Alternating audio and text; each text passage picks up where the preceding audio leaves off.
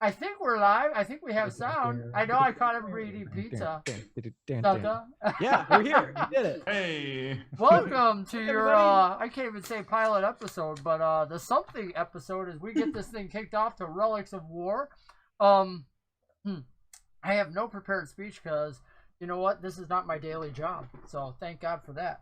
I will be working to adjust things on the fly as we can. I want to introduce a bunch of absolutely outstanding individuals. These are your gaming crew for Relics of War. They're funny, they're humorous, they're smart, they're handsome, pretty, whatever gender specific term you like there, but they're creative, and that's one of the reasons that I have brought this band together to play in a version of Keith Baker's universe, the Eberron setting, which will be strongly homebrewed for those of you that enjoy that type of thing. For those of you that don't, you'll be frustrated and angered as the gods change, the world changes, and we just have fun with the game.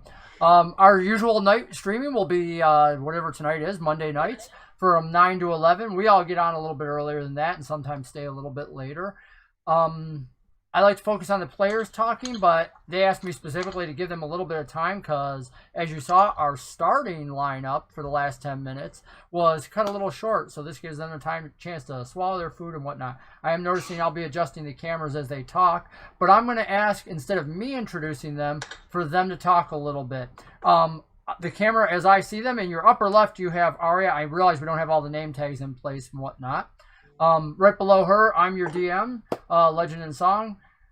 Right next to her, on the right, you have Kitty, and then right next to that, we have, oh gosh, I always call him Barry, but which name are you using tonight? Hi everybody, I'm John. Okay, so, and right above him, we have Seth. I'm always confused on which name he's changing, also what class and character he plays.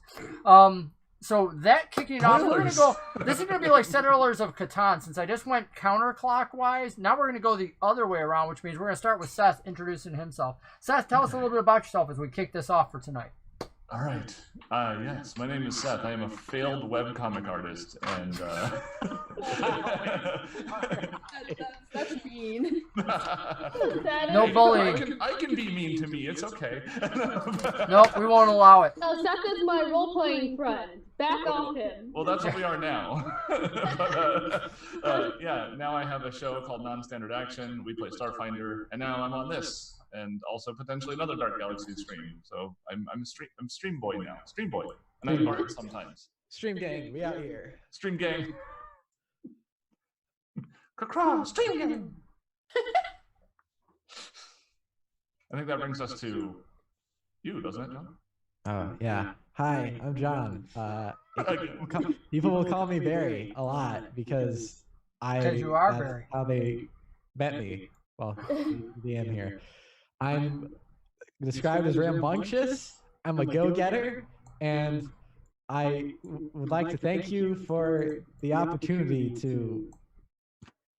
Why am I here again?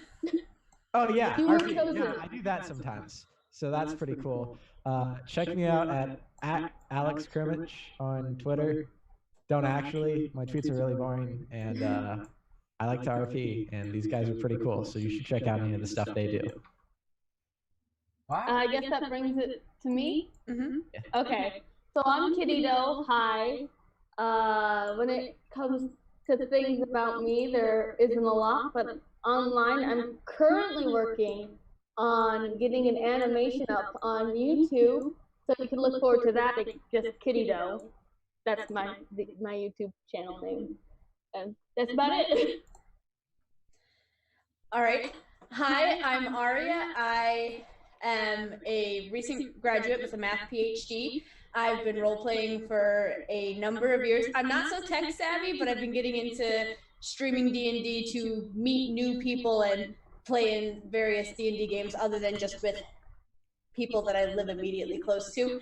Seth and I are potentially in a different game that plays every other Sunday night, so we'll see how many streams happen there and how long my tech skills hold up for. Dude, that sounds like great. Oh, and me, I guess I gotta kind of introduce myself. I'm screwing with the camera and stuff. Oh, that's actually, hey, I'm forgetting that's live. We don't actually know how he got here. Yeah, he just showed up. He just showed up and he was like, I'm running D&D, and we're like, okay. You know, hi, your regular DM is not here tonight, but instead you get me. Wow, that's exciting. Either that or really frightening. No, I'm Sean. I do some, gosh, I've been doing DM for too long. I've forgotten more than I know, which is really bad because I don't even know the system that we're currently at most of the time. So if you enjoy watching people make mistakes and laugh about it, then I can give you that. That's really where I'm at, because occasionally, in fact, we were doing it right before the stream started. We're talking about stuff, and suddenly we're realizing we're all remembering earlier editions, and that's changed. So a lot of times I'm screwing up, I'm bouncing editions, but, you know, hey, we laugh a lot, we have a good time. That's pretty much what I look for in every one of my games and what we're hoping for tonight. Tonight, what you can expect. These are not their regular characters. These guys have been slipped some NPCs for a one-shot.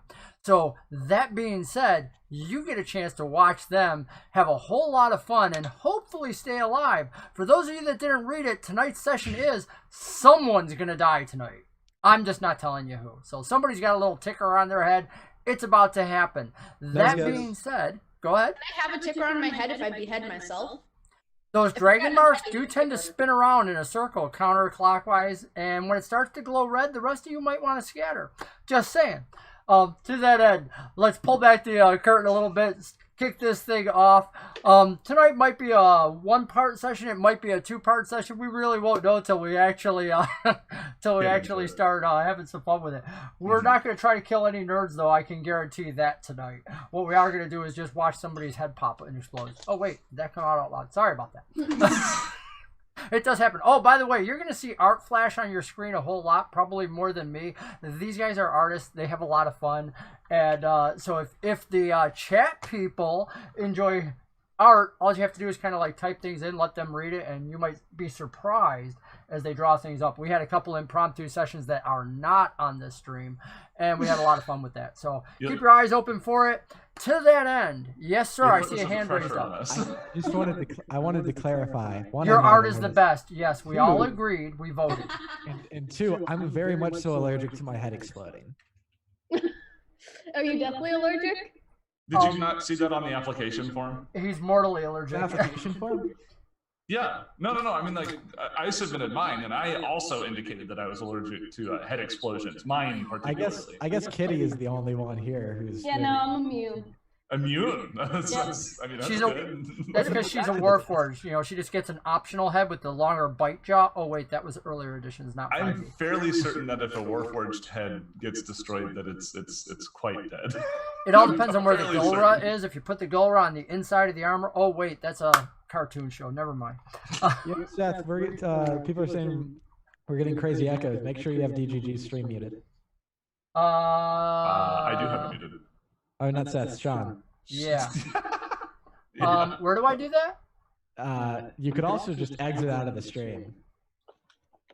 So just close. Do I have the stream open somewhere? I don't know. He's getting echoes though. Echoes. Oh wait, no. It's like there's reverb on someone.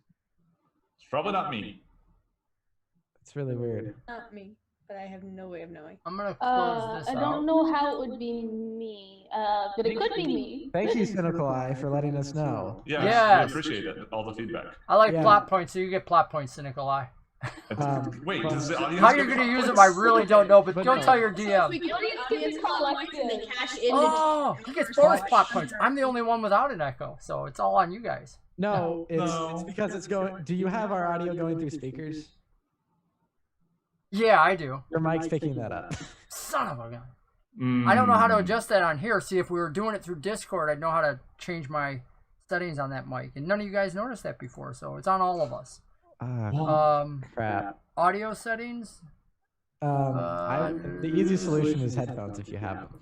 Well, what it could be is that your OBS is more sensitive than Zoom. Okay, we got headphones. Thank you. You guys rock. You are awesome.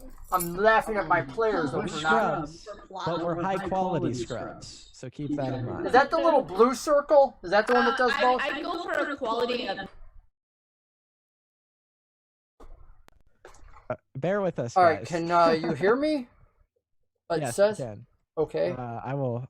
You still have your Zoom options open on the stream. Oh my gosh. We're a bunch of scrubs. Scrub is a guy who can't be on RP streams. I told you we laugh a lot when we do this stuff. Every time. They can't see me, so they didn't even see me. Echo's Oh. gone. Echo's gone. Thank you, Echo gone. Cinekai. Where So- is it in the comments? Um, On Twitch. On Twitch. follow the Yeah. link in Discord, and it'll open up your Okay. Twitch and a pop-up Anyway. window that you can read along with Cynical Eye and all the others. We are, and thank you to caffeinated. That's a clever way to spell that. I'm proud of you. Anyway, Oh. we're here for D&D. They're here for us to be murdered. Let's do that in one thing. In the middle of an inn, at one of the lower levels of Sharn, and for those of you that have never entered into the world before, let me take you into Eberron now. Eberron, a world where every D&D setting exists. Eberron, a world which twists them all. It might twist your mind a little bit too. Tonight's session, where we're going to find our intrepid group of heroes, strangers, misfits, and probably murder victims, is going to begin in one of the lower levels of a city called Sharn. Sharn is this beautiful, magical city. Well, if you're rich enough to know it that way. Because the rich people live high up. You see, in this magical intersection, there's a strange ability that allows the towers to be built taller than anywhere else in the world, quite literally ascending so high that they go above the clouds. But like most caste systems, the rich can afford to live up there. For those that support everything else, well, you can live down below, where it's crowded, where the wind struggles to blow, where, you know what, your life has a whole lot less value. Into that setting, down near the docks, we find a group of individuals who, like so many other individuals who are trying to make ends meet and trying to get ahead, have heard of a job that was put out by Moorgrave University, a university that hires individuals to do the unthinkable, to travel to other continents, to find the stuff, to put their life on the line so that the university can get some money. Because you know what? Hey, why should a professor have to go out when he can hire you to do it? So into that setting, this group of individuals have heard that Moorgrave University, one Professor Moonsong, was hiring intrepid heroes for a quick pick-em-up job, which, hey, in today's world, doing a pickup job is a lot better than going out and trying to hack through goblins and orcs and whatever else vile thing is out there, because rumor has it that some of these university missions even go down to Zendarek, another continent, and fight these creatures called drups or drows or something like that. You know what? They're dark elves. Nobody wants to do that. So a pickup job sounded just about right. So now, in the Dewdrop Inn, which is nowhere near as clean as it sounds, we find a group of individuals gathered at a table, huddling around and talking to one another. It seems almost like they've met each other a little bit earlier in the day, maybe some of them longer. But we're going to find out together, amidst all the bustle, the noise of many individuals here. In the inn, crowded, as some servers go back and forth, and we zoom in a little bit closer to a table about 15 feet from a fireplace, where, gathered in a circle, we find a group of 4 individuals. Arya, introduce us to your character. My character, Cheryl Finns. She is a tall woman with brown wavy hair, very slinky, dressed in some nice fine clothing. A little bit on the tan side. Sitting, sipping whatever the nicest drink she can get in this establishment happens to be. Well, you did have an option earlier on, because the barmaid happened to actually like somebody at the table, because she was laughing as she came closer to take your orders. And when you said you wanted something nicer, she did offer something that's not on the menu, and that would be a fine wine. She says it's from the elves, if you believe her, but it would cost you a pretty penny. In fact, it wouldn't be a penny at all. It would be 2 silver if she was going to bring you out a glass of this wine. Very expensive. Can I make an insight check to know whether or not I think she's lying about this? You most certainly may. Okay. First roll. Wait, this is an important moment. This is the first roll of the entire. Gosh. It is. I got a 5. You know what? All right. You've set the You pace. see her dimples light up as she's talking, and you know that dimples like that and the freckles on her cheeks, somebody like that can't lie because they blush. You know it instinctively, so you know she's telling the truth. Obviously, this is a really good deal and a really good wine. Obviously, so I'll take a glass of that wine. Because I'm a classy lady. She's collecting the rest of the orders, and so now she looks over towards Seth's character. Seth, introduce us to your character, if you would. Looking up from a card that he's holding in his left hand, he goes, "Oh, the cheapest thing you have is fine." The voice comes from none other than Grannok Twinpines, a half-orc of a gray complexion. He is mostly bald and bears the scars of war. Do they make us check our weapons at this establishment? No. Okay. Unless they're blatantly obvious, somebody else might approach you. But as Grannok looks around, you can spot numerous individuals with daggers under cloaks and other things, and you're pretty sure you can actually see a large mace or cudgel from a dwarf nearby. Okay, I was gonna say because he has a great club, which if nobody has tried to take it from him, which they might not, he cuts an imposing figure. It's leaning against the back of his chair. Nobody's tried to take it from you yet. Good. But the barmaid looks at you, and just when you say the cheapest thing, she's like, muddy water it is. And then she looks over and she turns towards... Parasite from that. She looks over and looks at Kitty Doe's character. Kitty, tell us what you look like, who you are, and a little bit about yourself. So Doris Till is a somewhat fidgety gnome. Definitely on the shorter side. Nothing to do with this race. Just, happens to be short. Definitely has soot on his face from perhaps a previous invention that didn't go so well. But he dresses surprisingly nicely for somebody who's covered in dirt and oils, probably. And he looks over at the barmaid and goes, "Oh, I'll have just, whatever will fill me up." And he goes back to tinkering on something on the table. She looks, and having noticed that you were tinkering while talking, she says, "What is that? It looks somewhat like a child toy." "It's a thingamajig. Truly, my best invention yet. It's going to make millions." First DM roll of the night. She looks and she goes, "A thingamajig? Ooh, I've always wanted one of those."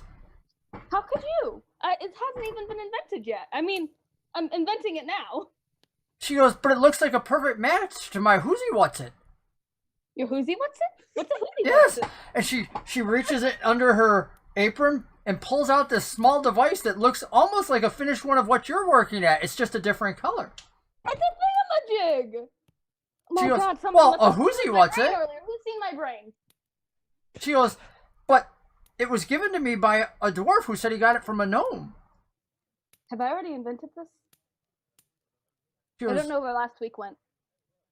"Oh, I can't help you with that, but I can help you with a drink." And she puts her Whoozy What's It away and then looks over towards your character, Jonathan. Tell us a little bit about yourself. So Because Flash, you look a little different. Flash is dressed in some pretty. They've seen a bit of wear and tear to him robes, and has a holy symbol hanging around his neck. Although that's not the most notable feature about him. The most notable feature about him probably is his size, considering he's about 4'4" and has orange skin and is very, very noticeably a goblin. Pretty tall goblin. Yeah, actually. Huh. Maybe he passes as a dwarf, but he's sort of just keeping his head down slightly, and he's fiddling with this bag that's making a really weird sort of not clinking noise, but like a maraca basically. And he sort of like moves it around in his hands, then like leans down closer towards it, and then sits back up. And when asked for what he wants, he'll just say, "Just milk and bread, please." She looks at you. She goes, "Milk? I'm sorry. None of us are nursing right now. We don't keep cows in the city, so no milk." She goes, "You can get some muddy water. You can get some ale. We can do quite a few things, but milk ain't one of them."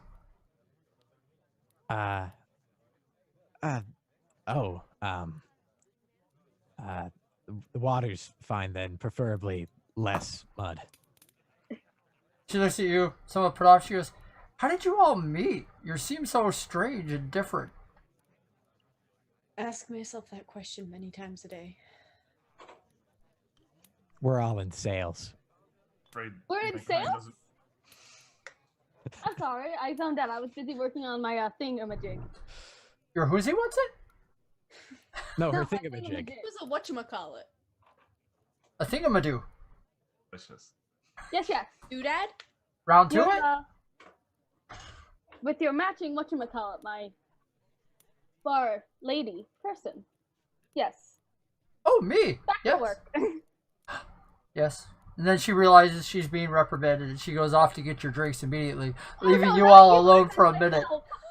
With all the noise of the room, the now chastised barmaid leaves you to go get your drinks, which may or may not be clean at this point. Been any ruder about that?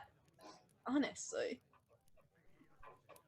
I'm sure I could have, but I wasn't trying to be rude at all. Maybe if you focus a little more on your interaction with the person and a little less on your whatever it's called. My thingamajig. I thought it was a thingamabob. It's a thing of something. Looks a little bit like a doohickey. Grannok will put his card away. I don't think you can work in this kind of business without some thick skin, so I think she'll be fine. Fair. You're Her still fault for not having milk. You're still talking about it when she comes back and puts down in front of the large orc a hefty-sized tin mug with froth coming over the top.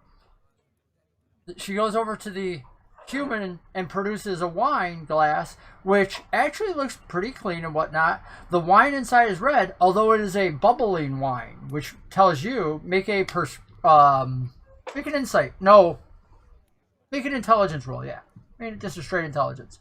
Straight intelligence. I get the second roll of the night too, and I am quite smart at a 16. All the rolls. Okay. You realize that with a quick sniff and the bubbly, this wine is probably less than a week old. It's still fermenting. Oh. She also brings over a smaller sized cup to the gnome, and it also is frothing, very similar to the large tankard that the orc has. You, on the other hand, Flash, get a drink that appears to be orange, and it is thick like milk, but it's orange, almost the color of your skin. Thank you. She goes, "The bread's in it." And then she walks away.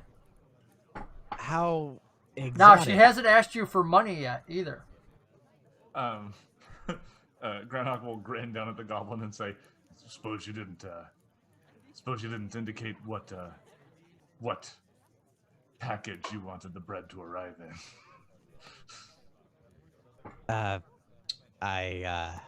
I guess I should have known better. Damn. Now, this frothy liquid, is this actually water, or is this some sort of ale called muddy water? You take a quick sniff of it. Have you ever drunk ale before? Oh, yeah. You realize very quickly, oh no, this is an ale. Absolutely. Okay.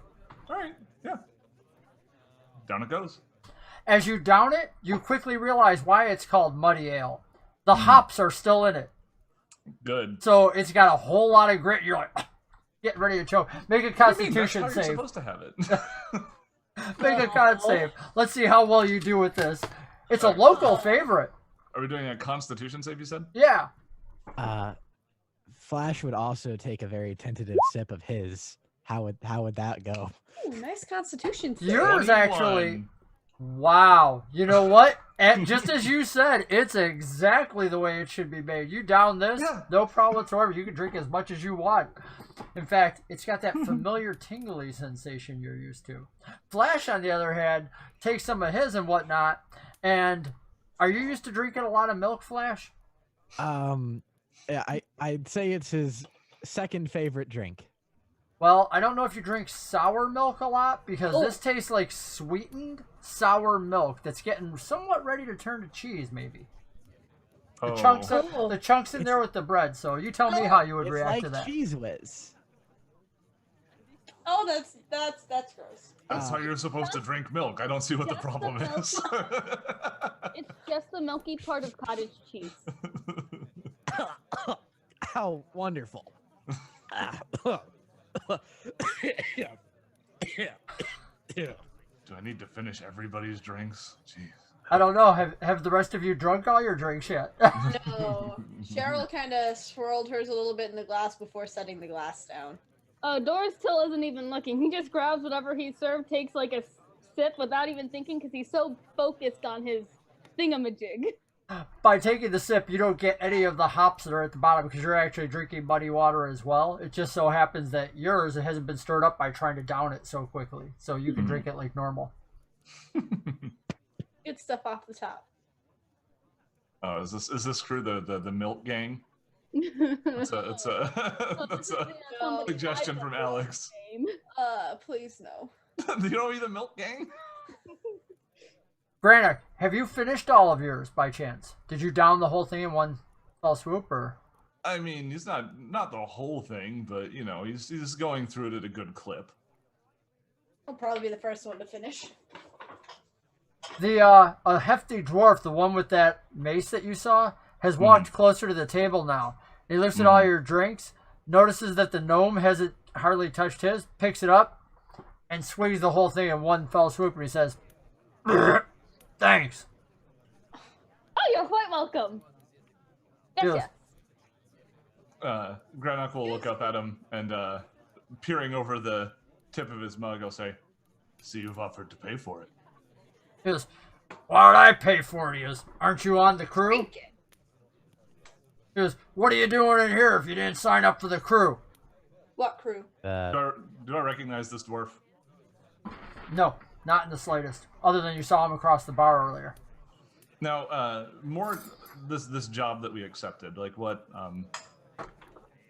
All you saw were the advertisements that said, "Meet here at the Dewdrop Inn if you're interested in a retrieval in a retrieval operation for Morgrave University. See Professor Moonsong there, who will discuss all the details." And it did mention a fee at the bottom, which sounded pretty exorbitant for a simple, what amounts to a pick up and bring back.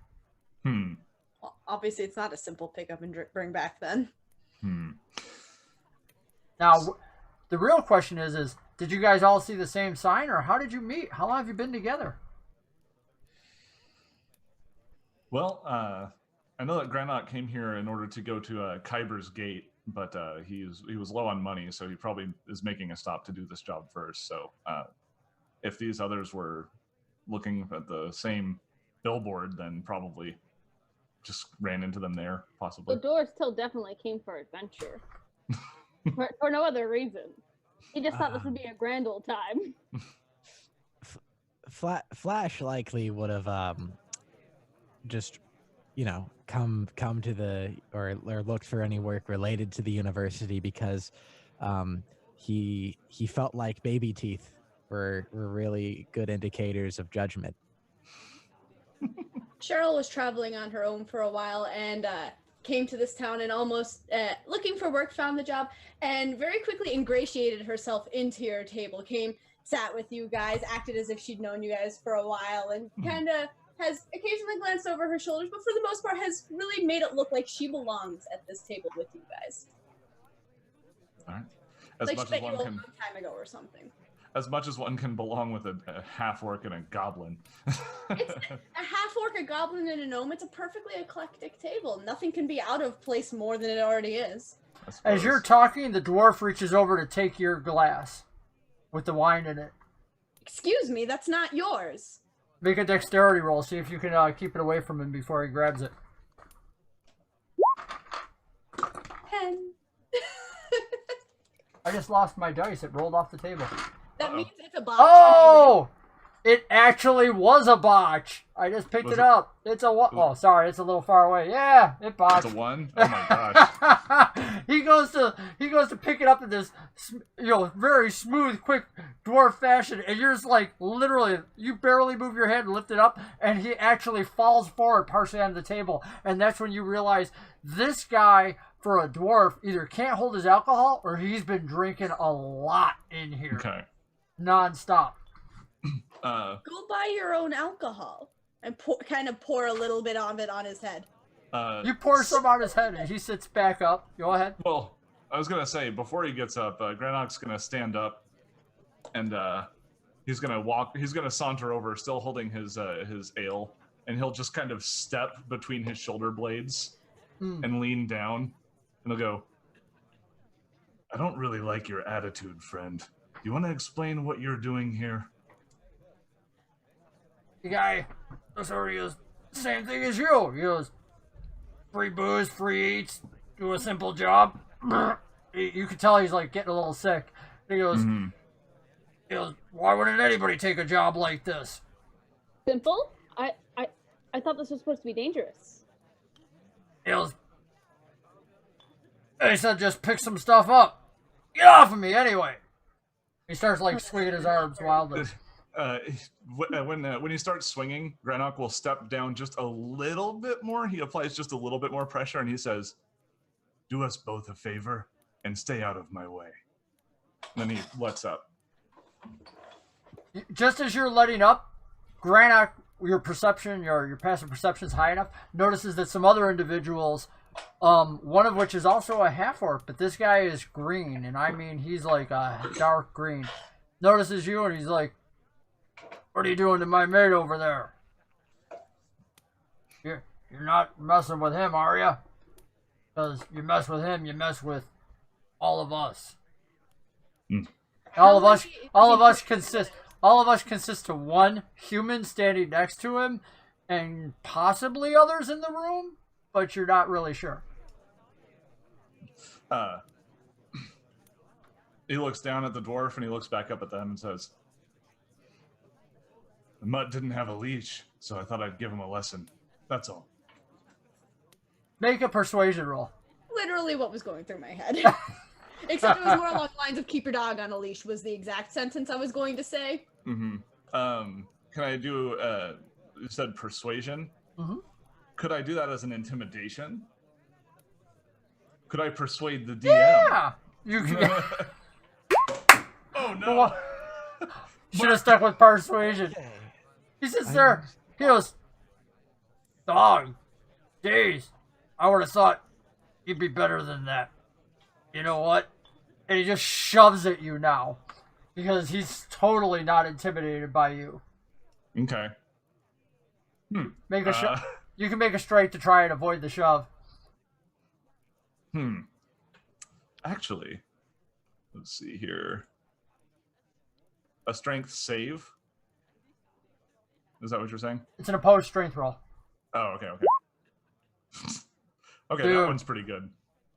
Well, let's find out. Let's see if we can turn the botch around for tonight. That's a 19 for the stream. And the 3 will not beat your 19, so... This poor guy goes to shove you, and he's about as sauced as the dwarf. As you literally just, like, turn his shove, and he actually falls on top of the dwarf now. This is the green orc. Was this the orc? Yeah. Okay. Grannok's going to use only his shoulder to, like, he sees the shove coming, and he just rolls his shoulder to push it back. As you totally make a mockery of these guys who are, like, trying to, like, basically start it in, that's when the human yells, "Fight!" And all of a sudden you see other people start get up, and you realize, yeah, these guys do know each other here, at least loosely. And there's got to be, you're figuring 8 to 9 guys that are getting up from tables and whatnot. And some of them are coming towards you, but just as quickly you realize one of them punches another guy across the face, and very quickly, no, this is just, they're ready to fight anybody and everybody. Roll for, make your Initiative checks. Okay. And then tell me what you want to do after you do initiative. All right. Let's see here. 12. Say a 14 for Grannok. 10. Well, those are all beating my rolls. I'm telling you. All right, so Okay 10 was Doris. Yes. What was Grannok? 14. 14 was Grannok. Who was 12? Somebody said 12, I thought. Flash. It would be me. Flash. Flash. And what was yours, Arya? 19. Cheryl is a 19. Okay, so Cheryl, what are you doing as you start to see the fight break out? These people are swinging each other, and you've got at least 3 to 4 guys coming towards your table. Might be more depending on whether they attack each other on the way. Use my movement to try and slowly step out of the way, out of their direct line of sight, maybe behind a couple of other people that happen to be in the bar and stuff, to be out of the way and out of the direct idea of a fight.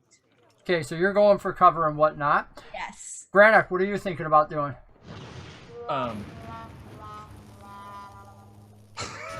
Okay, That was a mistake. Thinking Sorry. about thinking. I hit a button. That was not supposed to happen. No, what Grannok's going to do is he's going to turn around from the shoulder check and put his ale down, and he's immediately going to reach for his great club. Okay, he's getting armed. And then we have Flash, you're up. Super Flash. Flash, well, quite shocked, will look around and say, friends, there's no need to resort to violence. And then he'll sort of try and make his way behind the large orc with the club, and he'll reach into his little bag of in his pocket and bring out that little bag of teeth that he has and sort of shake them, and he'll pray to the gods for guidance and will not start participating in this fight. For guidance or trying to call down a curse on somebody? For guidance. Okay. I just want to make sure what we're doing here. Okay, Doris, what are you up to? Doris quickly holds up her thingamajig and says, I finished it! Having no idea about the impending fight that's going on. I finished the thingamajig, you guys! You guys? As the rest of this group comes in closer on you, Cheryl, you dodge back, which is just enough because they're going for the easiest ones to go after, which is Grannok, who's now armed and gets one in range, and you can make an immediate attack if you want, since you were actually holding your action, getting armed and whatnot. Mm-hmm. Your action. You want to do that? Yes, so you can attack non-lethally in D&D, right? Absolutely. You can always choose to just do a knockout instead. Okay, yeah, we're gonna go with that. So, when the person's approaching and he sees the goblin getting up behind him, he looks down at Flash and says, "That's what I call optimal tactical positioning." And then he turns and he just tries to smack this guy with the club to knock him out. Oh! That's a good... Wow! That's fantastic. And you swing strong. Do some damage on that thing. Where is the damage? It's supposed to be doing the damage, but it is not Yeah, I spraying couldn't it. figure that out earlier. Do it by hand. Set it up. No, so if you click Great Club, where it says Great Club, it'll roll your damage. There it went. 7 plus 8. Ignore the +8. That's because. Yeah. 7 bludgeoning damage, non-lethal. Oh, is it assuming you do 2 attacks? Yeah. Well, yeah. It's so. I guess it works for advantage. Well, and disadvantage yeah. too. No, that's what it's doing. It's rolling for advantage automatically, and so you can just pick if you need it. So we'll use the 19 for the roll, and then the 7 for the damage, non-lethal. That's all. So he just kind of turns around and just kind of like, one hand on the base of the club and one hand behind it, just kind of like pops him in the head. As you do, you crash this guy, and he goes falling backwards. Flash, you realize that somebody was speaking to you a minute ago, but since you were already ducking behind praying, they were obviously talking to the person you're standing behind. And as you pray for guidance and whatnot, I want you to make... I'm going to have you go... Ooh, what's under wisdom that we could use? Is insight under wisdom, if I remember correctly? I think religion. Religion You want to is do religion? intelligence. Tell you what, you can use either religion or you can use insight. I will happily use religion. There you go, do it. 17. Dude, as you're praying for guidance, you realize that you have an instinct, a feeling that this all comes down to balance and kneecaps are right at your height. You realize you've gotten guidance. You'll have advantage on your next rolls. If you swing for anything below the waist. Okay. If you do anything that goes below the waist, you'll have advantage on the rolls. Goodness. Dorius, you are like, I got it done! And as you hold it up, you get it done. This drunken hand smashes trying to knock it out of your hands. Oh Come no. on. I'm switching dice just to see if we can get this guy to actually make a connection. And I rolled a 2. So no, this guy like swings, and you're so short he swings over your head, spins around, loses his balance, and falls into somebody else who starts shoving.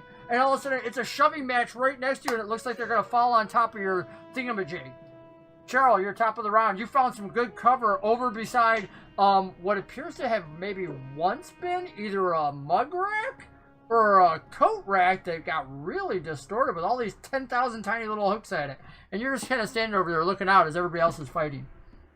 Okay, so now that I'm kind of out of sight and hopefully a little bit forgotten about in the battle, whatever groups of people are around my newfound party that I've known for a very long time. Very long time. A very long time. We go way back. Whichever one of them, I guess the half-orc is most likely the most engaged, I suppose, right now, as it would seem, right? In a fight. So I'm going to see if I can sneak up behind somebody that's going after the half-orc because I want to try and, like, backstab him or something. Go. Why not? I've got a dagger. Make a stealth roll. I want you to make a stealth roll, combat. and let's see if you can get behind him. I don't think you can non-lethally stab someone.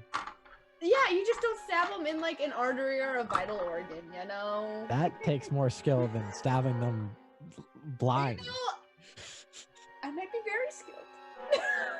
I might. Yeah, don't doubt her skill. God. Creeping along. Let's see how you're good. Do it. Make your stealth. Stealth. These are alphabetized. Stealth is number 1. Stealth. 10. You're like sneaking up behind him. I mean, to be fair, there's a lot of commotion going around. There is. And what ends up happening is, as you're doing it, you're sneaking up behind him, and you're just getting ready to go make your attack. You don't even have to roll, because as you go to make your attack, somebody slams into him, pushes him over, and he goes crashing into a table right in front of you. And the guy who just shoved him says, "Hey, you're pretty." And then he gets clocked in the back of the head by somebody else right in front of you. Why, thank you. Now, the guy that clocked him is open for an When attack he's if you down want on to the attack. ground, just give him a little wink. You're just winking at him when you see that some of the people and all of your perceptions realize that some of the people are starting to stop and look towards the door. And as you look over, you realize there's a man with a mail fist banging on the door. Big guy, human, red burly hair, beard, and standing in front of him is a individual in a brown cloak, and he's got a familiar looking chain around his waist, and you realize it's one of the professors from the university. He's also a half elf. You can realize by some of the pointed ears that he has, and he's like, excuse me, and the individual banging on the door for him, getting everybody's attention. This gives you guys a chance, if you want, to use that advantage flash to do some more damage. Or get some last hits in. Totally up to you guys. Cheryl, you're the top of the round. What do you want to do? I was never fighting to begin with. You just subtly sheathe my dagger again on my thigh. There was no dagger here. Grannok, how about you? You still got your club up. Yeah, he's gonna shift handedness over to his left hand and kind of put the business end down on the ground, and he'll reach over and grab his tankard again. Great. Flash? So Flash will keep the below the waist thing in mind as he'll sort of dive between Seth, what's your Grannok. Grannok's legs, and he'll sort of dive in between those. So he once again has Grannok between him and any possible danger.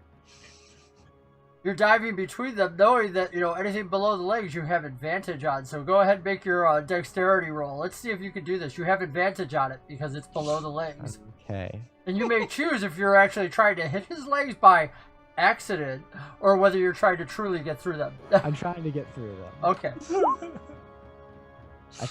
12.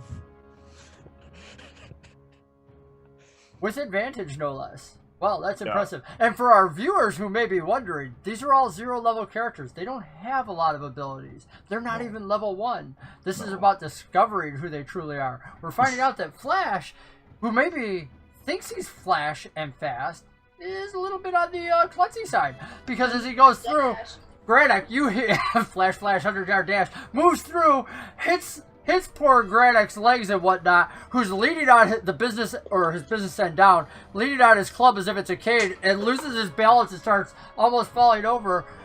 And the face of the individual looking is now staring right at Grannok, who appears to be so drunk that he can't even stand up with the help of a cane. Doris, what are you doing before I give the response of the professor? Oh my gosh. Kind of like he hears the professor start talking, kind of looks around and goes, "Wait, what's happening? What did I miss, you guys? Did something happen without me? You still I want to get in on this." As everybody else is coming quiet, Doris speaks even louder, and the professor, staring over at the half-orc who's losing his balance and whatnot, says, "This is no way for associates of Morgrave University to behave. When I said free drinks and free meals for all, I expected a little bit more from all of you. As of now, the bar tab is closed. I expect all of you to get a good night's sleep at the inn next door. Your rooms have been paid for, and we'll be launching at dawn." With that, the big red-haired guy steps over, and somebody else is like, a couple of them are finishing their drinks, but you realize in a sullen atmosphere as many of the individuals here start filing out, and you realize these are the same people that you're going to be on the ship with. Good. Good. You're also... As far as introductions go, I think that might have been improper, to say the least. Grannok doesn't actually say anything to Flash, but he definitely peers at him over his tankard as he finishes off the rest of his ale. No hard feelings, right? Oh, no, are you asking the unconscious orc on the ground? Oh, he's unconscious? I'm unconscious? No, the one that you hit is unconscious. Oh, no, I was saying that to Grannok, who I made fall over. Yeah. No, you didn't make him fall over, he stumbled, I think, was what, as far as what I understood happened. All I understood happening. Is that correct, Legend? It's... You made him fall over, and as he hit the ground, he hasn't moved since. So if you'd like to check him... No. Flash bumped into Grannok. Oh, yeah, Flash. No, you just made it... Yeah, you just gave him some wobbly legs. Oh, yeah. Never mind, then. I'm doing fine. Sorry about that. I had to get up because it smelled like... we have cats in the house, and it smelled like a cat peed right outside my door. So I was like, oh, that's a lovely odor. Yeah, I hope the viewers are eating something as you say that. Oh, no. Yeah, yum. Oh, there's a litter box out there, so I'm kind of hopeful that they used the litter box and didn't just go on the wood floor. I have to check. Oh, anywho's, speaking of checking, are you guys all going to check out and go over to the inn next door? I think that would be best. Yeah, probably a good idea. Yeah. The lead of my group. My longtime friends. Yes. You guys follow out and realize that all these individuals are moving next door and whatnot. They go in, they That wasn't me. I'm actually thinking, I'm like, wow, so we're going into a Wild West atmosphere. That was not me. You guys are taking Shard in an entirely new direction. As you head out of the Dewdrop Inn into the inn next door, because the Dewdrop Inn is just a bar, it's actually not an inn. You go into the inn next door, you find that your rooms have been covered just as the bills were and whatnot, and you are given permission to each share a room with 2 other individuals. So in this case, the party can choose to split up by gender, you can choose to stick together, whatever you would like. But your rooms are covered for the night. Any last minute preparations you'd like to do since you haven't lost any hit points before you settle down, such as praying to your god there, Flash? Yes, very much so. Shaking the teeth around. Takes his bag of teeth. How about the rest of you? Any last minute preps? Doris is gonna clean up his face, but that's about it. You're not using that whatchamacallit to do that, are you? That no, thingamajig?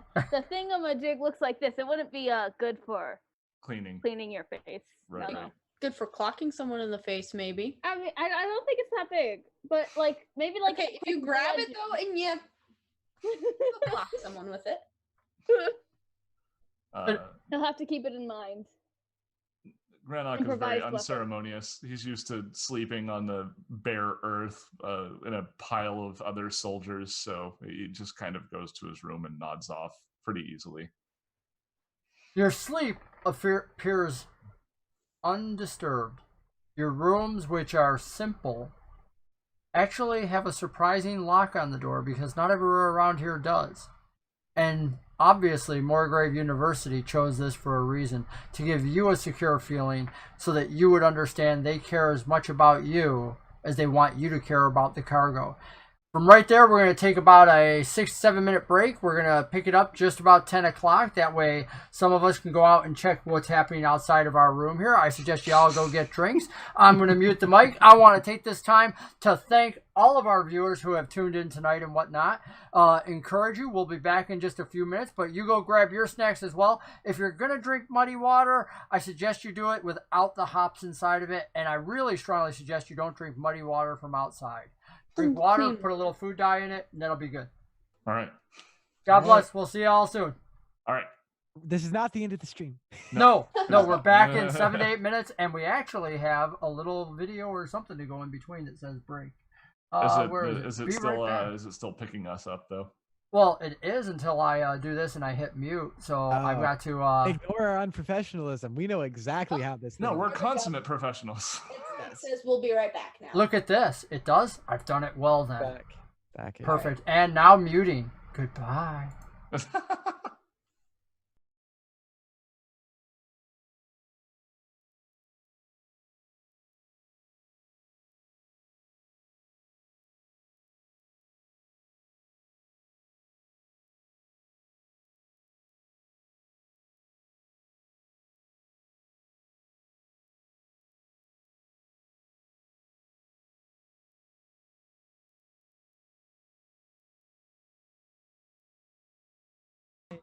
Hi. Welcome back. We are back from our break. That was some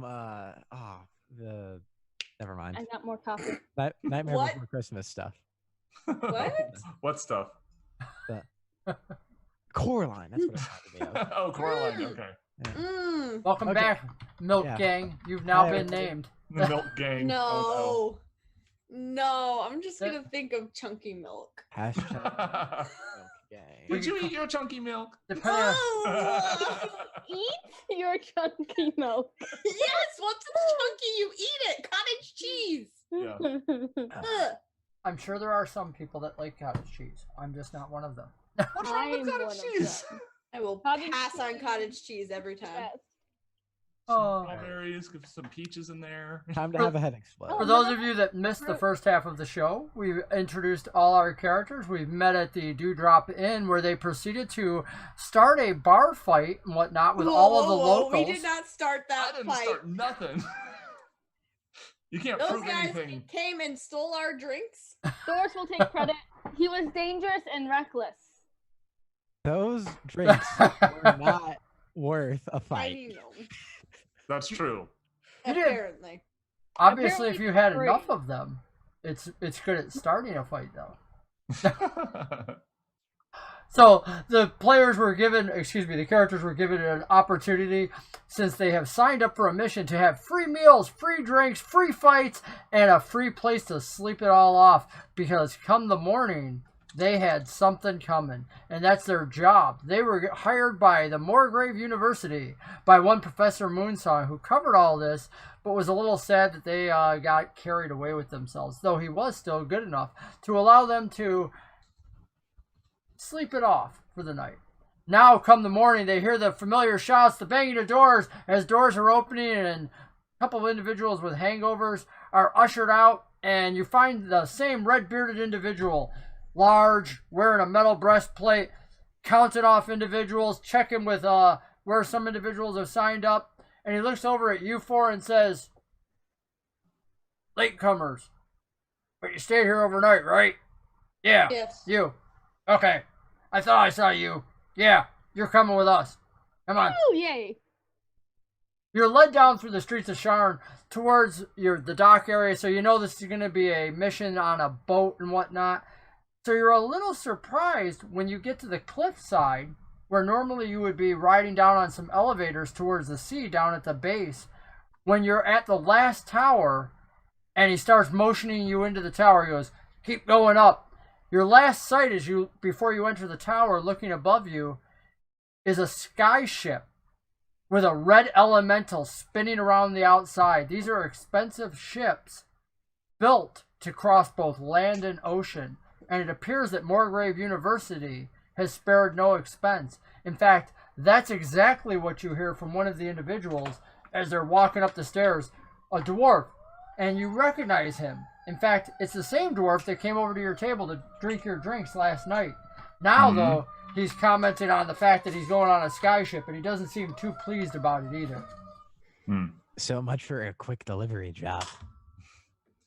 Yeah, Grannok saw a few of these during the last war. Well, the pay was too good for a quick delivery job. Grannok saw a few of these airships during the last war, but he was never important enough to be on any of them. The individual is going up the stairs. As you're looking at all of them, getting to the top, appear very disgruntled before they get there. As you come out, the dwarf, though, is particularly upset because you have to walk out along this walkway that's about 3 foot wide to get to the ship that's hovering in space nearby. And Nora's like, "No, not doing it." I'd love to see the schematics for this. Just don't look down, you'll be fine. No, look down, it's quite the view.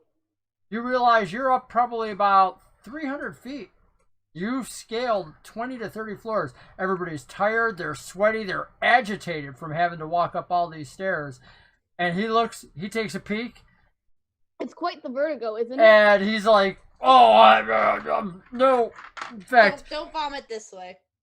That's the very next thing that happens. He vomits, but he does go right over the edge. Falling through the vomit, not him. No. That is a bit. That's one hell of a way to start an adventure. Someone's gonna die today. It's gonna be the dwarf. No, he issued featherfall tokens. You were not. Oh, okay, good. Good. Maybe that's what they give you on top of the ship. Maybe when you get out there, you can always ask. That'd be nice. You do get onto the ship, crossing the catwalk. It's not a problem whatsoever. There's a rope on both sides. You're welcomed on board, and the last individual walking on is this furry-faced human guy and whatnot, who has now dragged the dwarf with him and shoved him roughly onto the ship. And once the dwarf gets to the ship, he's just down going, "Oh, thank God it's wood. Oh, thank God it's wood." He goes, "Better stone, but thank God at least it's wood." He's just like kissing the very deck, and he still smells a little bit of the puke that he was sleeping off during the night. Gross. The ship appears to be a massive schooner. It does have sails near the top, but the propulsion of the ship appears to be something magical. This fire elemental that's spinning in a circle around it, almost like you were the center of a clock, and this elemental was tied by something invisible to spin continuously around the middle of the ship. On board, you realize that this individual with the red furry beard is the person in charge. He'd be like the quartermaster of the ship. There's a minotaur up on the front who's standing at what appears to be some sort of possible steering mechanism, you think, and whatnot. Either way, he's touching it and going over it, and he's got between his two massive horns a hat that brims out over the front and reaches beyond his minotaur snout, which has no ring in it whatsoever. That's impressive. It's an impressive hat. I like that hat. You want to go over and tell him? No, I don't think Grannok is the sort of person who's going to deliver compliments like that. Can you say it out loud? No? No. Okay. Me, Seth, the player, appreciates the hat. Flash? I've seen better. Disregard. Disregard. I had an idea, and then the idea, much like the puke of that dwarf, fell off several hundred feet and died. So. Well. Yeah. Grannok is not. He's curious about things. He doesn't understand how this weird vessel works, but his background as a soldier, he just doesn't ask questions. He does what he's told and just observes. Flash will look to Doris and say, "Can you build something like this?" Something like the ship? Yeah. Oh my, I hope so, but I need a long time. Very, very long time. Yes, and maybe quite right. It's just very wood long and time. magic and come on, you're an inventor. Sure. So Darn it, you're right. I probably could build something like this. Just give me like a week. I could build this in a week. How long it takes? Why not? Can't be that long, right? I don't know if you could build a ship Are of you this an size. inventor? How would you know how long it takes? Because I know many inventors. It may be more wise to make Like something who? that gets us up this tower much How do you know? faster. I know many people, more of the human variety. Less I of know the, many inventors. short I'm gnomish looking at the variety. Though I community. do know many gnomes. She does start rattling off a few gnomish inventor names. And their So- proper gnomish pronunciation, too. Such as, can we get a sampling of these gnomish names? You played yourself, Arya. I played myself! As you all are talking, the red Such as Kelmorn and Jakos and Erebor. Yeah. And when did you meet the last guys. one? Because last I checked, he's been dead for the last 50 years. Ooh. No. No. Because I met him and I'm only My 42. grandfather. How old is my character? That's a good question. Yeah, no, because I've met him and I'm only 28. He invented the concept of faking his own death. I am 100% sure as one of his descendants that he is long dead. No. You never know with gnome illusionists. He wasn't an illusionist. Though she does consider what you're saying and kind of look over the edge of the ship thoughtfully for a moment.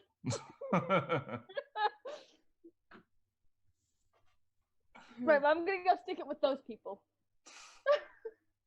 We'll walk over to I don't know anybody else's character's name. I thought the whole group was still together. Oh, well, I'm Really just gonna bad. walk Gonna next walk to the goblin. The goblin feels safe. The goblin feels like he's a little more your height. Yeah, you know. Hi there. Hello. Would you like to? You like to? Would I'm you so like to listen to my teeth? I would love to listen to your teeth. Would you like to listen to my thingamajig? Does it make noise? It And does make noise. is it from the divine? I don't consider myself divine, but I could arrange myself to be renamed divine. I think it would be wiser to just listen to the teeth. And then he'll just sort of shake them and like hold it to his ear and then like gesture for her to do the same. Oh, I'll wind up my little music box and let it start playing. You should be much more careful about where you draw your wisdom from. Thingamajigs have a tendency to, go who's and what's it. As you two are I look at discussing, the half orc like, is this a thing? Really? Does this make any sense to you? You notice that Grannok is busy sizing up everybody else on the ship. Oh boy. Just you making guys sure are noticing this, and the big guy with the red beard actually starts realizing you're holding up other individuals. He's like, if you're just gonna get in the way, get below. We got bunks and racks down there. He goes, it's a 3-hour trip. We gotta go. He goes, have you back before you know it. I want you rested up. That way you're all prepared. And all of a sudden you hear the Minotaur bellow something out, and you realize some of the individuals that are on the ship already some humans moving about. There's a couple others are all wearing red sashes that identify the crew of the ship versus all of you that have been hired to do all the heavy lifting where you're going to go. These individuals start scurrying up and whatnot, and a couple of them move out along these beams that appear to hold the spinning fire in place.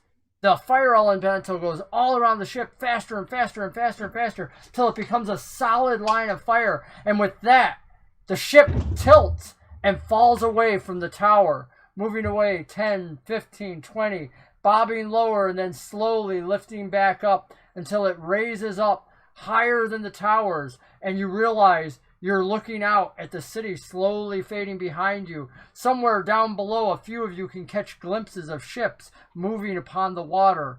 But closer than that, you see the dwarf still hanging onto the rail, dry heaving over the side. He can't get used to this flight thing. Each of you can make your own reactions to that, but you slowly have Sharn departing behind you as you go out.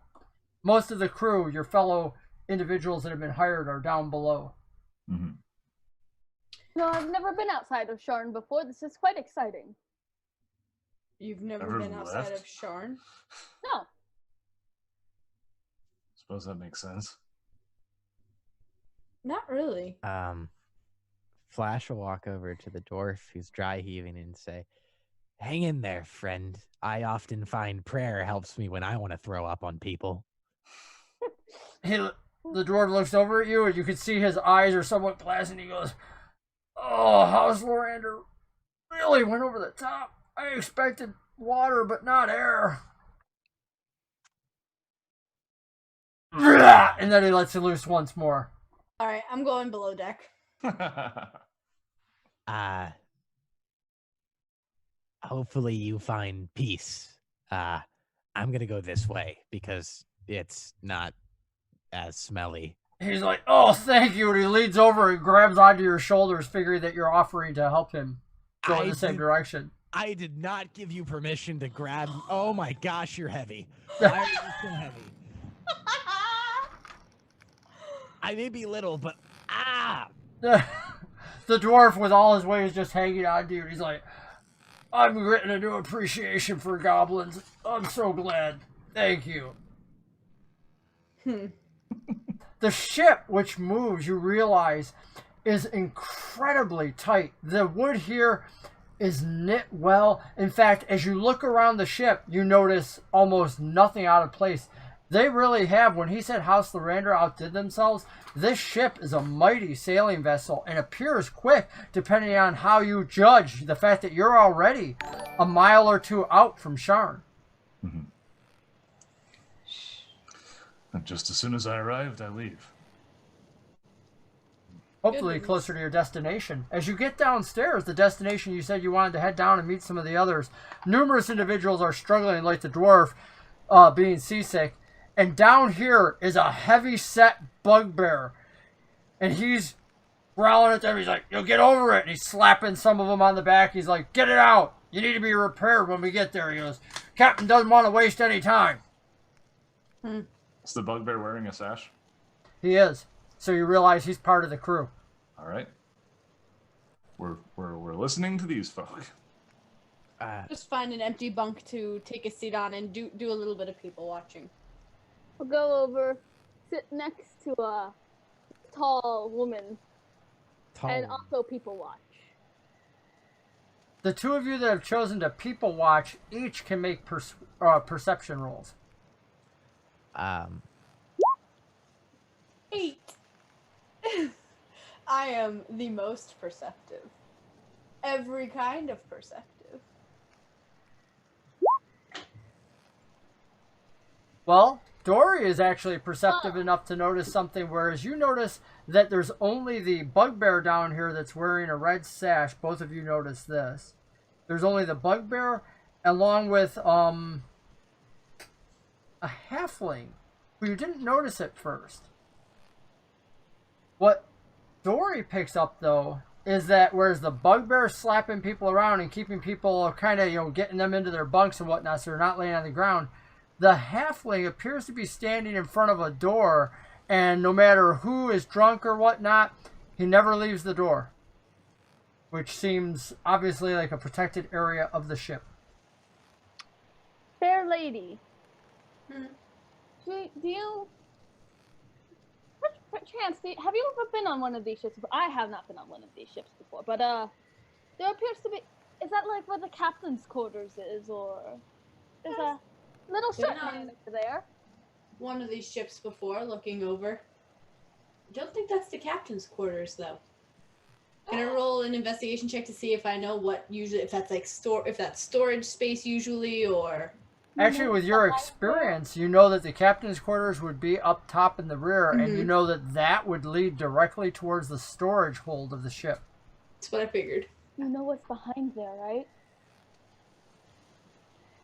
The food and stores and potentially the alcohol and stuff that we need to keep an eye on before, you know, running out on our trip. Adventure. We could get back there. Yes. Can we? I just need time, and I can figure it out. How are if you he gonna hops figure off how and to... runs off. You could just... Useless. Absolutely useless. Honestly. Where are you running off to? I'm gonna go chat up the guard. Which one, the halfling or the bugbear? The halfling.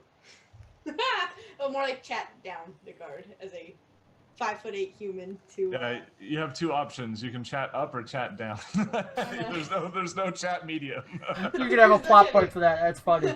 I'm gonna chat up the halfling, even though I'm really chatting down at him. You go to move past the bugbear and whatnot, and he's like, "Hey, you should go sit on the bunk before any more of you start heaving and getting everybody heaving again." Oh no, I've got my air legs. Air legs, I like that phrase. In fact, the halfling likes it too. The halfling says, "Oh, that's funny." He goes, "You're a funny girl, are you?" He goes, "Human though." He goes, "Kinda tall, ain't you?" I've heard that before. People have said it to me. He goes, "But you ain't heard it from a halfling, have you?" Have not heard it from a halfling yet. Give him a polite, charming little smile. He's all filled up with himself, thinking that his joke about, you being tall compared to a halfling really went over well, and he's like, "Ooh yeah, feeling like a ladies' man now." And he's like, "So," he goes, "You ever flown on a fancy ship like this before?" Not one as nice as this one. I have to say, this is certainly making some memories right now. He puts his hand on the doorway and he goes, "Oh yeah, Cloud Silver's special. Captain takes good care of her." I like the name. It's a good name for a ship.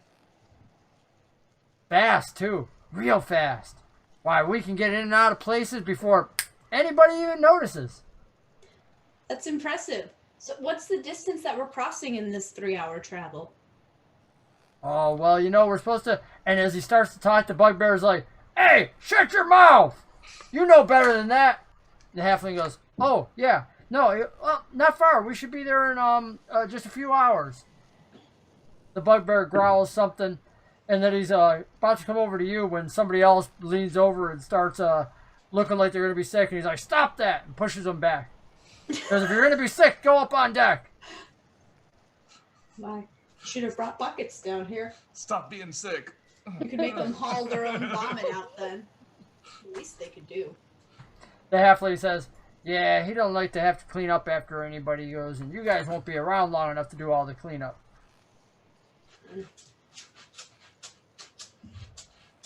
The name is Cheryl, by the way. I hold out a hand down to him.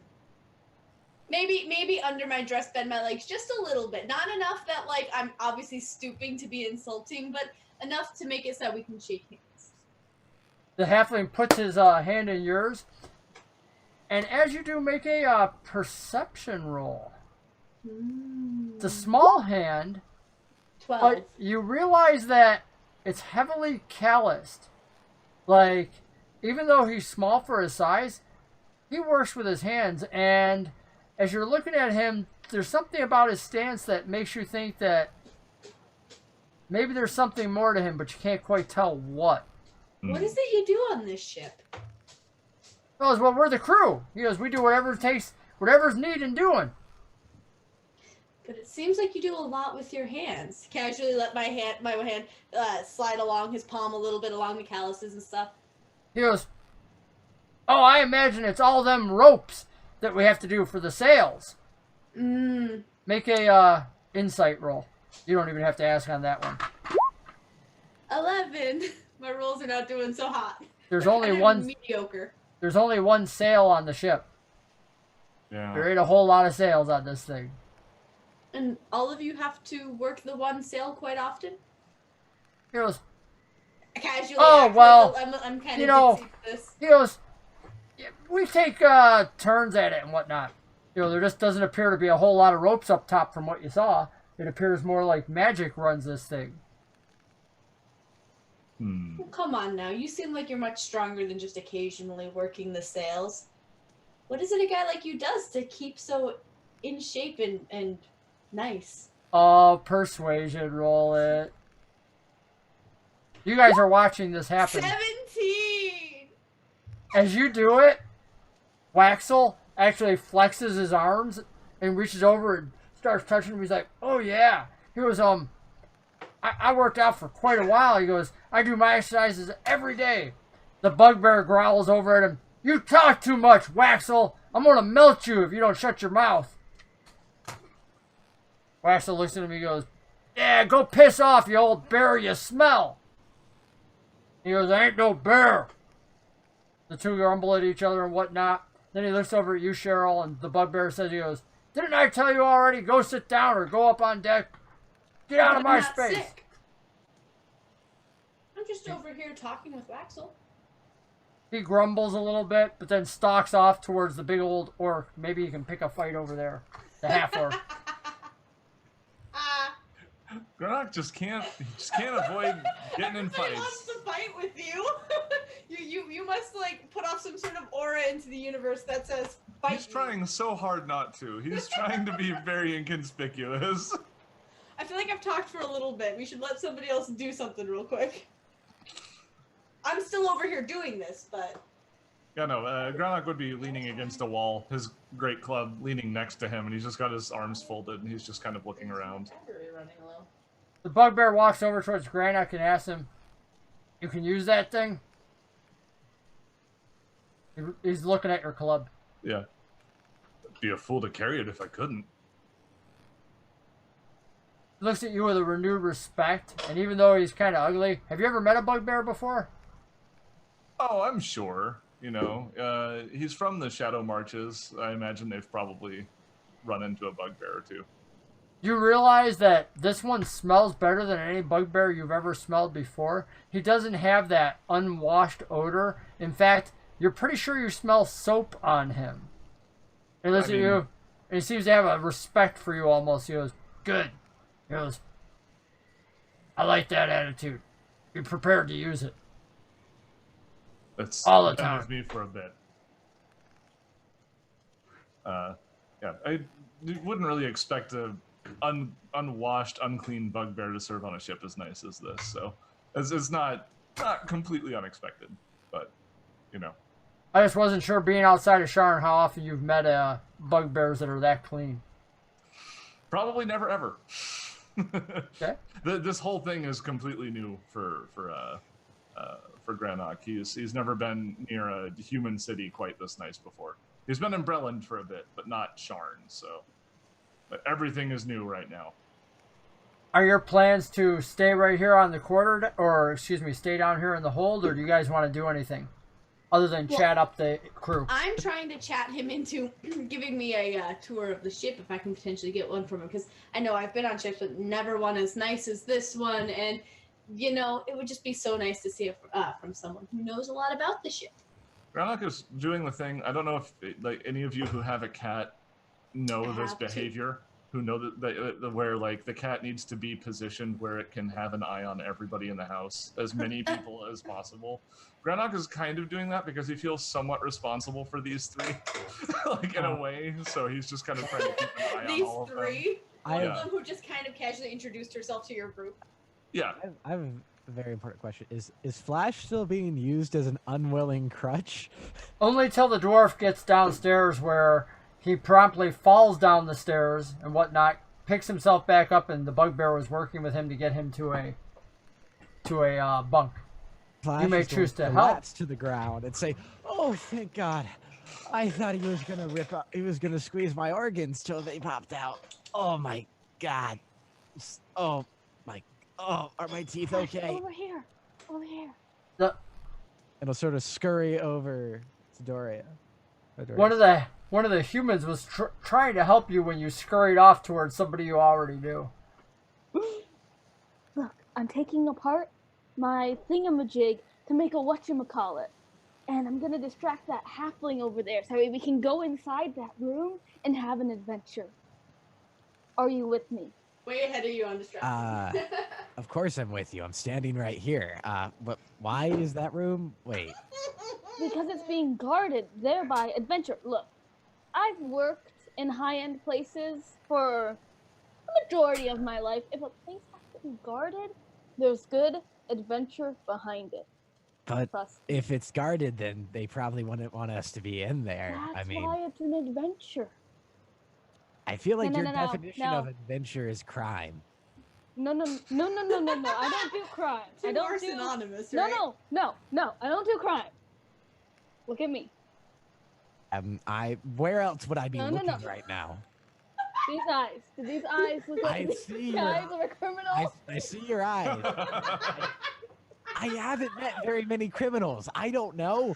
I don't remember the Yeah, I don't- honestly, I'm just glad I can see you at eye level because that doesn't happen very often. Listen. Just make sure nobody notices that I'm making the thingamajig into a whatchamacallit. No one's noticed any of your other inventions. I'm sure you're fine. Okay, just keep an eye. Start tinkering. How far away from Grannok is this conversation taking I place hope it's exactly? from the door, and the guards. Oh Right, like, are you like specifically avoiding having this conversation near other people, or are you not even paying that much attention? He's like hunkered down in a corner, but if anybody else is near the corner, I'm sure they could hear. Yeah, I guess I don't know. If Grannok was staying by where the stairs are, is that near the corner, Legend? Where the halfling is?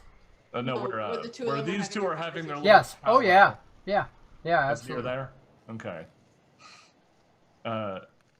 Grannok's just gonna very slowly.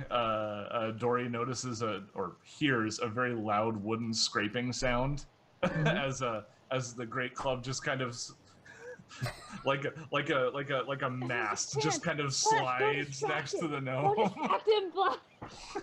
Keep my cover. Like, I don't mind you going on an adventure, but can it wait until after we finish the job? But it might not be there after. I'm sure it'll be there after we finish the job. What makes you so sure? Did the teeth tell you? Yes, did the all-knowing teeth tell you? They're not all knowing. They're just, well, they are. That's a good question. I Never know, trust it if you can't see where it thinks. I ask excellent questions. He ponders this and he goes, well, if we came from Sharn, and wherever we're going, unless they very specifically open this door and take things out of it, I'm sure it will remain there before we get back to Sharn.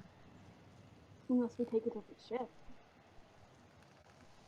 Why would you take it? Is there going to be another ship? I don't know.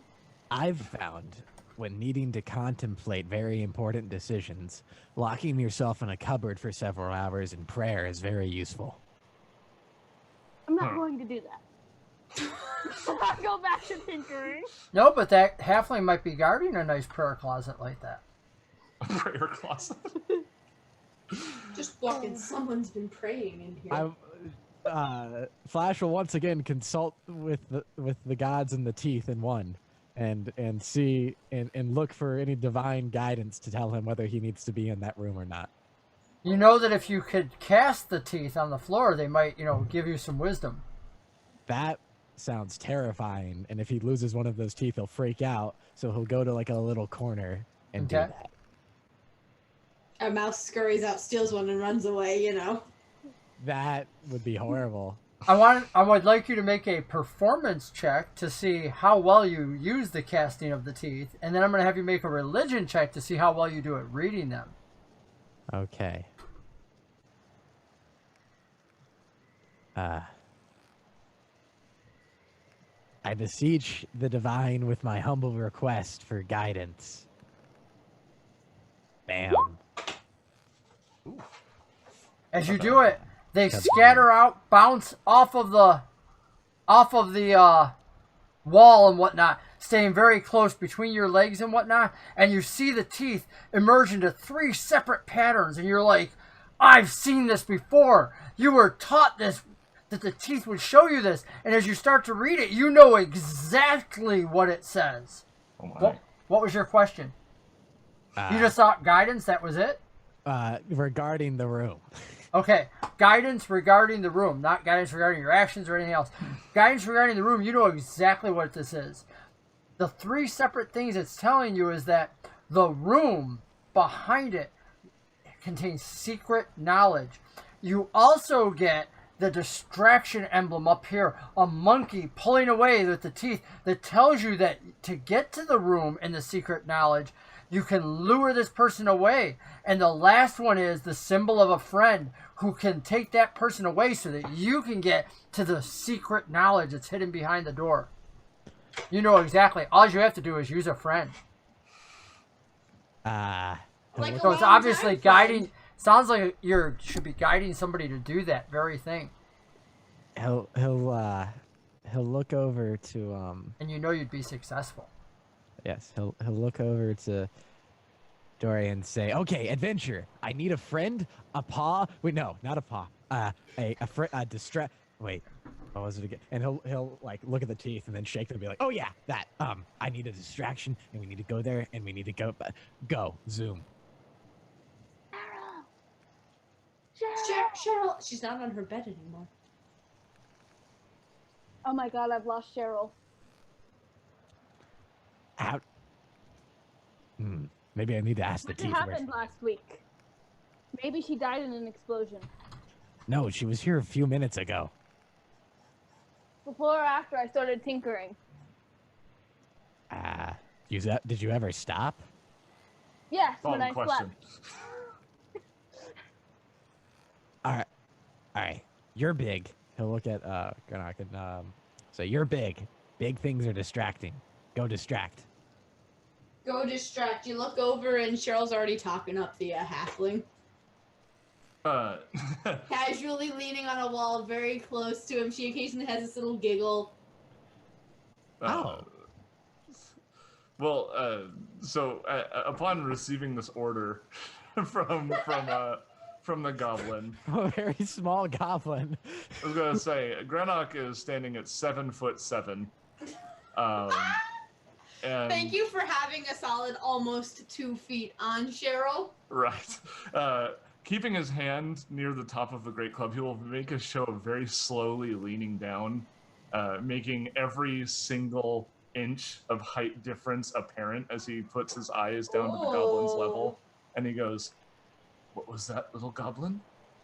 I said we need a distraction. You're big. Big things are distracting. Like the ship. The ship is big. It distracted me for like a couple minutes. It distracted him. And we need to we need to distract. So go. Quite right. Very important. Your job is no easy task. We would only choose May the divine be with the you. bravest, most distracting person. Truly, it's an honor to be in your presence. Your height is distracting. I think that's what they're saying. Last I checked, the only person giving me orders on this ship is Morgrave. Who? Wait. Yeah. I'm with her. Are you serious? Like he's like Morgrave, the university that hired us to do this job. Oh yeah, the place the teeth told me to go. I wasn't paying attention to the people. I was paying attention to the adventure. Well, Morgrave is the university, not the people. You know, Moonsong is the professor. That's like saying that that like the university has a mind of its own. A university is made up of people. You know, now that I think about it, Cheryl's chit chatting. Wait, we can see the half elf, right? Yes. Cheryl is Halfling. I'm a human. half elf. Oh. Oh, I thought he was referring to the half elf from earlier. I was like, Yeah, he that's was- what I mean. Oh. He looks over to the half.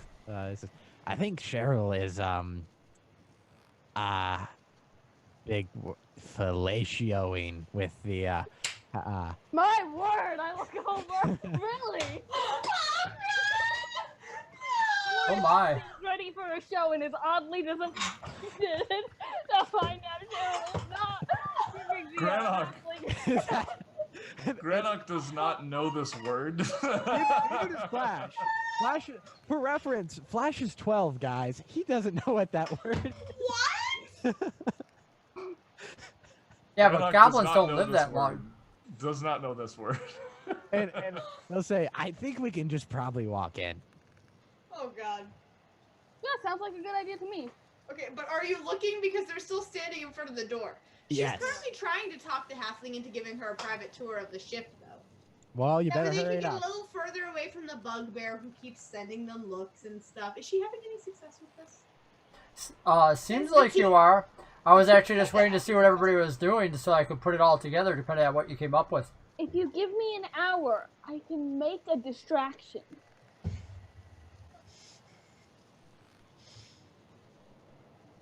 The half-orc is hands off.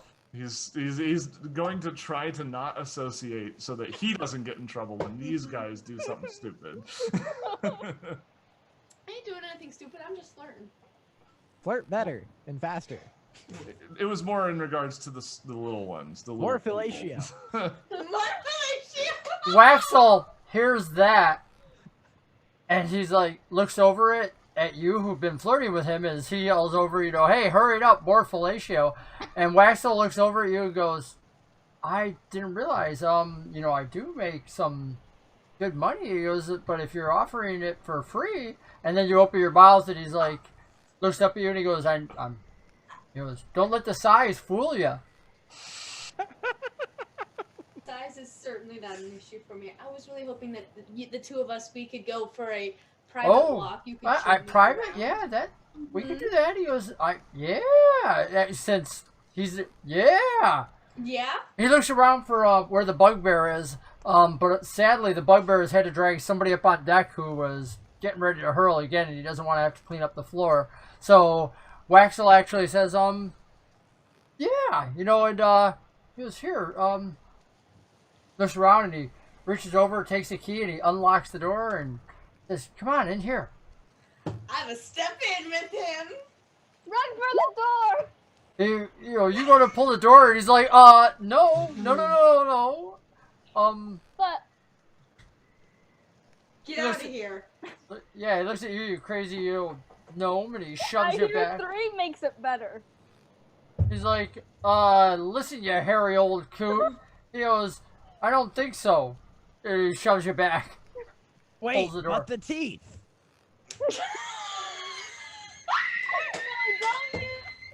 Waxel looks up at the human, wondering if maybe she's a vampire. I'm not a vampire. Just don't use teeth if I'm human. fellatio. Okay, he pulls the door closed before Bye. you can get back in. What does she see in the room? Oh god. Oh god. Besides fellatio. He pulling the door, he relocks it, and then takes you by the hand. He goes, right here or whatnot, and you're looking around, and you see that you're actually in the beginnings of what possibly is a storage area, which is what you expected. But there's large barrels and other things, many of which are properly stored behind barriers so that when the ship tips and whatnot, they don't roll out. But you'd have to go deeper in to find out more about what's here. Come But on, he a appears little away to. from the door, casually pulling very playfully and flirtily on his hand, going further in, away from the door and stuff. That way people. You can't have hear him us. totally hooked now. You actually lead him further in, like further down. In fact, you start walking by other things and you realize, and here I'd like you to make a, in fact, you know what? You don't even need to because you've been in Charm before. You recognize, you've seen some of these packages moving before. And everything in here is not the food and supplies you expected. There are various alchemical supplies and whatnot. Now, knowing some of these terms, you can make an intelligence roll. There's intelligence. 16. Advantage You're or not- disadvantage. not- I was gonna have a 16. You're not quite sure what at first until you start realizing that some of the pouches that you see are built to be stuffed, and that's when you put it all together. These are explosives. Everything around here is built to be mixed together and create various explosives that could be used to power everything from cannons to bring down walls. Isn't this a little dangerous to store all together down here? Especially to have. And then see what he says. He goes, "It ain't that dangerous." And he starts unbuckling his pants, and he pops himself up on one of the bags and expecting what the others have obviously offered. Obviously, I'm not making it too obvious that I'm not making it obvious at all that this isn't gonna happen. I'm still kind of standing close to him and stuff like that, but like I'm looking a little more like I'm a little apprehensive about the stuff down here. Like, why do we need to carry all this? I thought we were just going and getting something. Casually feel like his bicep a little bit because he showed it off to me earlier. He's like, "Oh, you don't have to worry about all that." And he goes, "Those are just some, he goes, the clouds over, we're prepared for anything." Anything like what? Should we be encountering another ship? He's like, "No." He goes, "But sometimes," he goes, "you need a variety of supplies, just in case, I don't know, something's in your way." He goes, "You got to move something big." And at that point, we're saying big, he kind of like motions towards himself, She's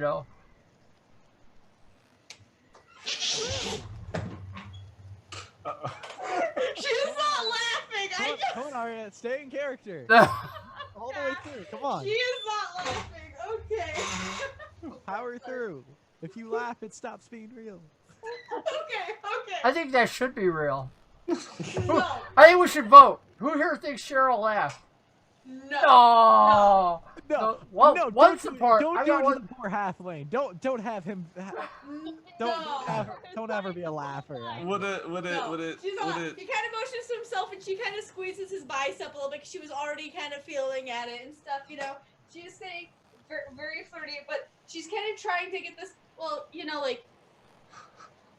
have you ever encountered anything big enough that you've needed to use this stuff before? She's kind of leaning in towards him a little bit more, but more like, tell me about it a little bit, trying to pretend like this sense of danger is getting her a little excited.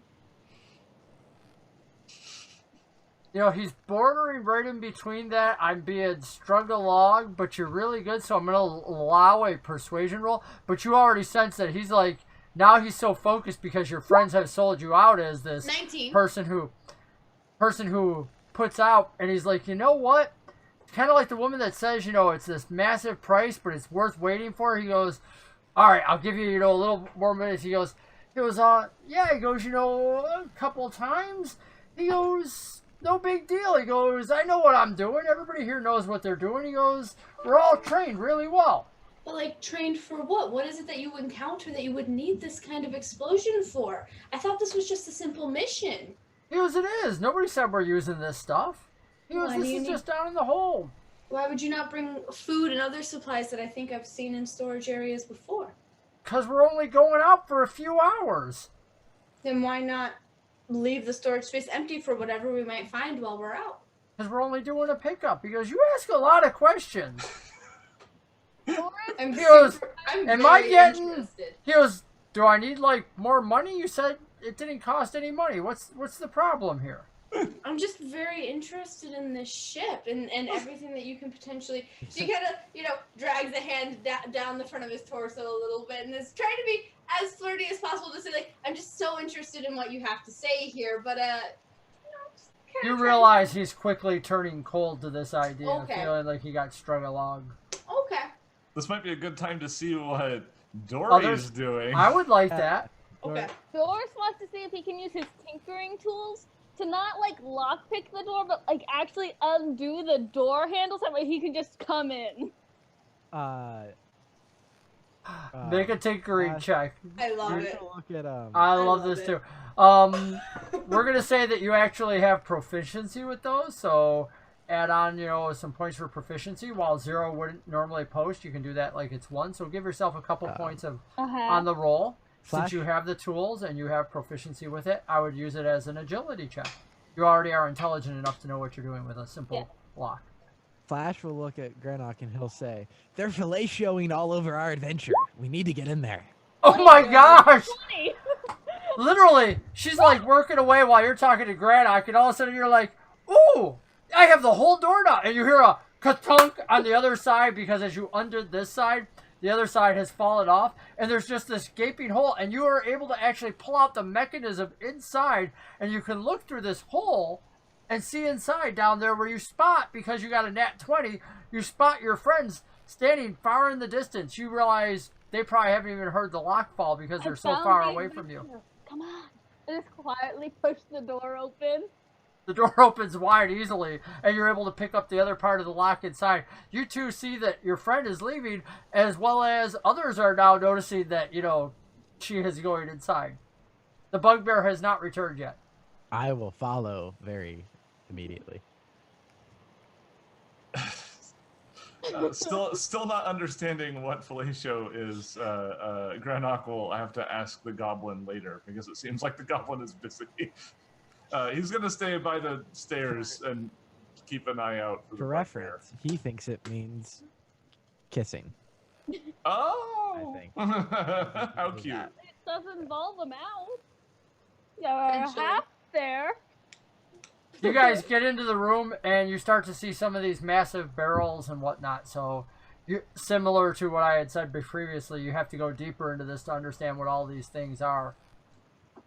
Unless any of you has something with explosives. In fact, I'll give the gnome who does tinkering and tends to explode things, I'll let you make a roll. You can make I roll a history perception check to see if I notice them coming in? No, you're pretty focused on persuading him to be nice. When I make an intelligence check history related to magic items, alchemic objects, or technological devices, I add twice my proficiency, so 5 seconds. Wow. 10. Was that the roll? Yeah. 10 with the +4. Also question, how many plot points to make one of those bags explode? Just one of them fell into one of the other ones that kind of makes. If you want to do it. To make the fellatio be the reason why. Do you have anything on you that would ignite something? I have a dagger.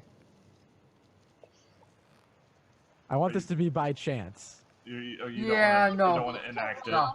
Yeah. Yeah, that would be like 25 plot points. That's really high. Just to cut something open and have it explode. Yeah, it's not going to happen. They're stable elements. Yours is actually high enough to know that there's numerous things that you could use here, but you'd have to have all the right stuff. You'd have to have other elements, mix them together properly, have bags, have compression elements and whatnot, and just these couple simple things near the door, Doris, aren't enough for that. But the Flash, on the other hand, realizes very quickly that, while he would like to cut some things, you can cut all sorts of things open, but you have no idea if it would make things explode or not. Yeah. No, Flash probably doesn't even recognize these as explosives at all or anything. He looks to Doris and says, "Where's the adventure?" The adventure is inside the bags. Well, then we need to open the bags. So you guys start scurrying down further past the barrels towards the bags, which is getting closer to your friends. Grannok, have you followed them? Huh? Grannok, are you following them through the now swinging open door, or are you stayed there with all the other people who are looking like, where's your friends going? I'm staying back to keep an eye. Again, he's trying not to associate, but he's keeping an eye out for the bugbear, because he knows when the bugbear shows up, it's going to be problematic, probably. So, Oh, yeah. It's a foursome. So now you two, Doris and Flash, start going down a little bit further towards the things, and now I'll let you make a persuasion roll as they start to get closer. Perception roll? Perception, yeah. Thank you. 17. Yeah, you see them coming, and you recognize their two short forms. Alright, I'm gonna pretty assertively and eagerly start kissing the halfling and trying to get him pushed a little bit out of the way up against the wall. try and keep him thoroughly distracted. He's sitting on top of that Fellatio is now happening. You see so much kissing. goblin fellatio. Goblin fellatio. God. So as do I you see lay this? him back, because he's already on the bag and whatnot, you know, it's easy just to kind of lean in, give him a kiss and whatnot, the halfling. And yes, as you approach, you see your friend laying over and pushing the goblin back and kissing it. You can't see their heads anymore. The halfling, sorry. Not the goblin. Goblin fellatio. But Yeah, she's kissing a halfling. well, the goblin is gonna see the fellatio, and he's gonna shriek and say, "The teeth did not say. Is this what adventure is? Oh my!" The halfling pushes back immediately, shoving Cheryl forward and off him. He says, "What in the hell are you doing here?" What are you doing? And he immediately pulls out from under his thing a long, wicked dagger with a crisp blade on it that waves back and forth. You didn't even know he had this, Cheryl. And he's like, and he points it over at you and he's like, "Get the hell out of here!" Doris, you realize you've been spotted because your friend ratted you out. I'm gonna be honest with you. Did not expect that word to be said even once tonight. Not even once. Very quickly, Cheryl, he starts pushing you all back, you know, and gathering you. You can resist, you can start a fight if you want, but he's like trying to get you back out of here as quick as possible. When he realizes, man, the fellatio ain't happening, the goblin kissing is happening, and suddenly this place is being broken into. And with a perception roll, he's easy enough to tell that the door is still swinging wildly open. In fact, Grannok can see all this playing out, as well as other people in the hold, who start to jeer, and there's laughter as this halfling pushes you back, you know, at the point of his dagger towards the other, other area of the ship. Start climbing up some of the barrels to run past them. Oh, so you're like not going to listen to him? You're going deeper into the ship? Oh, God. And whatnot. Okay. What about you, Flash? He'll say, is that where the adventure is? Yes. He'll follow. So Doris and Flash start right around. Cheryl, are you listening to him as he pushes you back towards the... Yes, I'm backing up. Dude's got a dagger. Like, I had no idea these two idiots were gonna do this. Less fellatio. And also they're going. So you know. Alright. Time has been passing while all this is going on and whatnot, while the romanticism has been happening in the front and whatnot, while we're taking off the doorknob. And right about this time, the bugbear starts coming down the steps towards you, Grannok. Okay. Grannok will try not to look at the door. Mm-hmm. Because he doesn't want to guide the bugbear's eyes. But he'll Right back. He'll make eye contact with the bugbear as he approaches. Look down at the sash and look back up at him and do kind of like a reverse nod, and he goes, "Hey, want to get a drink or something?" The bugbear's like, "Drink? I thought all you guys got drunk last night." Says, "Besides, you guys got to be awake." Well, no mead yet. Because you guys have work that you're going to have to do. Okay, fine. He goes, "Besides, you should probably get up on deck. We're getting pretty close to our destination now." Oh, can you show me where that is? I've never been on a ship before. He's like, "I just came down." He goes, "You walk back up these stairs." Okay. He steps down and out of the way and whatnot. And it's right about then that Cheryl actually makes it back into the room and whatnot. But it's a big enough room. And you realize that some of the other humans here who were laughing and whatnot have stood up, and because they were laughing and looking down the doorway as Cheryl was being pushed this way and the other two have run off, they've effectively created a wall without even thinking about it, so that the bugbear can't see what's happening down there. And he's like, "What are you all doing? Do you want to go up on deck?"